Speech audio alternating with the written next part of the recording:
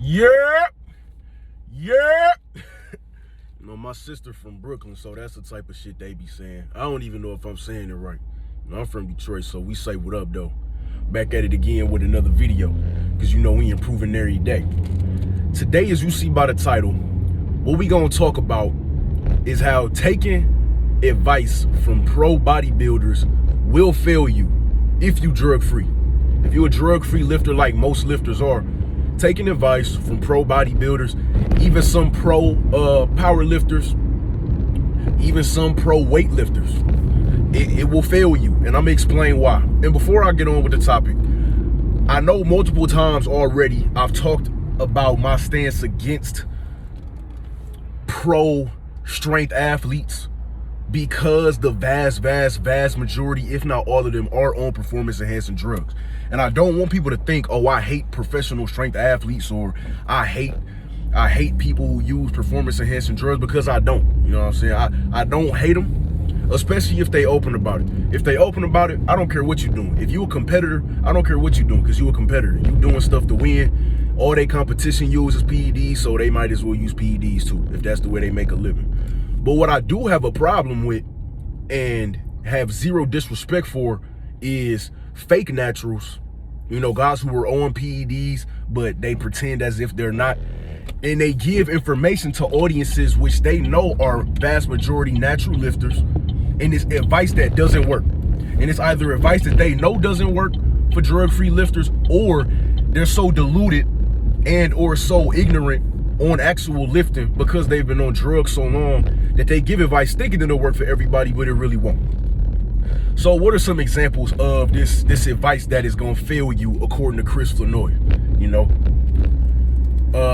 what's some common stuff you see in the gym? Oh, do partial range of motion on all your movements to maintain tension in the muscle. You know, if you want to build muscle, only do high volume sets. You know, you only want to do reps above 10. You know, 10 to 20 is your optimal rep range for building muscle. You know, when you training, you know, it's no such thing as overtraining. You need to work as hard as possible for as much as possible. There's only such thing as under eating and under sleeping. No such thing as overtraining. You know, stupid stuff like that. Even though things like keeping tension in the muscle hold a little bit of merit, but not to the degree that they try to advertise as it does. And that's why you see guys in the gym, they go to the gym for years, you know, 3, 4, 5 years, and they still small, they back still small, they still got small triceps, they just small overall, right? They still weak, and they still lack structural integrity because all them partial ranges of motion they do, you know? So what are some things that naturals need to do that a lot of the pros are not gonna tell you to do, right? Full range of motion. The basis of all your movements should be full range of motion. Do partials have a time and place? Of course they do. Do heavy eccentrics have their time and place? Of course they do. Do isometrics have their time and place? Of course they do. All these different modes of lifting the weight and putting it back down. All these different modes have their time and place, but the basis of your lifts should all be full range of motion. Why? You know, a lot of dudes are gonna say, oh, but you know, my favorite bodybuilder told me that if I do full range of motion, I'm losing tension at the bottom of the movement, or I'm losing tension at the top of the movement. So I should keep within the middle of the movement to maintain the tension. I'm gonna tell you why that's dumb for really anybody, but that's dumb for a natural lifter, drug-free rather. When you do every movement with a partial range of motion, your muscles will become strong in a partial range of motion, right? So if I only do flat dumbbell bench press, I don't go all the way down, I don't go all the way up. I only go from here to here because I'm trying to maintain tension in the muscle, right? If I only do that, my pecs, triceps, delts, I'ma only get strong in that partial range of motion. So I'm gonna only be strong from here to here. I'm not gonna be strong from here to here. I'm gonna only be strong from here to here. And that's how people get injured. That's where the stigma comes from, that doing full range of motion, that's how you get injured. It's too stressful on the joints and the tendons. You know, because first of all, a lot of these pro bodybuilders and a lot of the pro lifters, or even just your big social media influencers, like I can't even think of it because I don't follow social media fitness like that, but your guys who aren't even pro bodybuilders or elite level lifters, power lifters, just your big roided out dudes on social media. They tell you this because they know for themselves, right? Their muscles grow faster than their body can adapt to. So they muscles growing faster and faster and faster, but they tendons not caught up. They joints, bone density not caught up. That's why they always get injured doing little things. You know what I'm saying? That's why a few months back, that one, I don't even remember his name, some white dude, he had a gruesome pec tear doing an incline bench. Like, you watch the video, his pec, you see it rip, and it looked like a mountain formed on his pec doing an incline bench press. Why is that?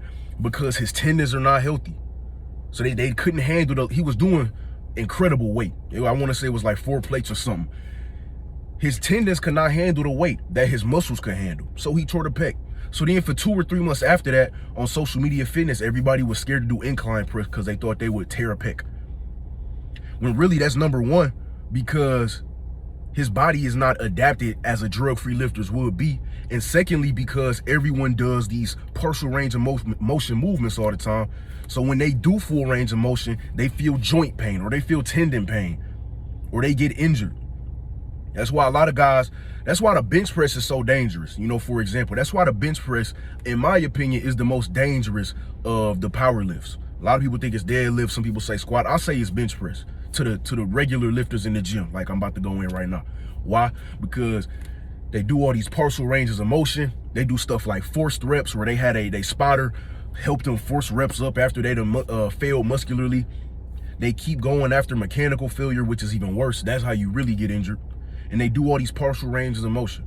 So then when they try to max out, and they so used to only doing this, when they max out and that bar comes all the way down here, that's when they mess up their glenohumeral joints and their shoulder joints. That's when they tearing pecs. That's when they getting tears in their shoulders and all that kind of stuff. They leaving with shoulder pain because they not doing what the drug-free lifters should actually doing, because they taking advice from the wrong people.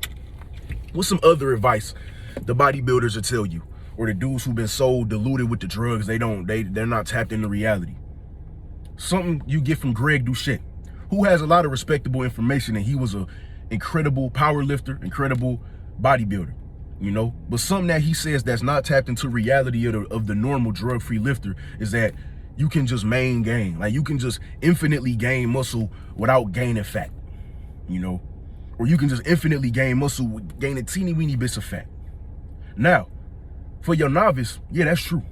For your dude who just stepping in the gym for the first time, that's true. You give him a good training plan, a good diet, he could gain muscle, a lot of muscle, with only gaining a little bit of fat. You know what I'm saying? After them first 6 months, that first year of training, that's not happening no more.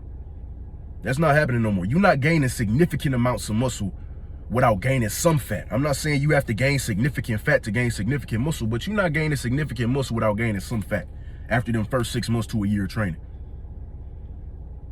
What you're gonna have to do is either recomposition, you know, do the long game, where you're trying to gain minimal amounts of fat, but you're also gaining slow amounts of muscle. But it's a long game. You know, this is something that people do over the span of 3, 4, 5, 10 years, you know, recomposition. Or you have to bulk and cut. What is a bulk? Gaining muscle while gaining fat. And then cut down some of that fat, where you will also lose just a little bit of muscle, you know. And we'll go into deeper videos about these myths that you get from social media fitness that are lies or that do not work for the average lifter, because the average lifter is drug free. But I just want to point that out, you know what I'm saying?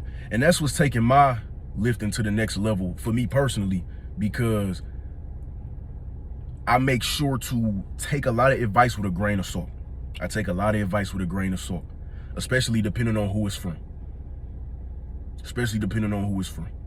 You know, so partial ranges of motion, keeping tension in the muscle, forced reps, you know, doing a whole bunch of forced eccentrics.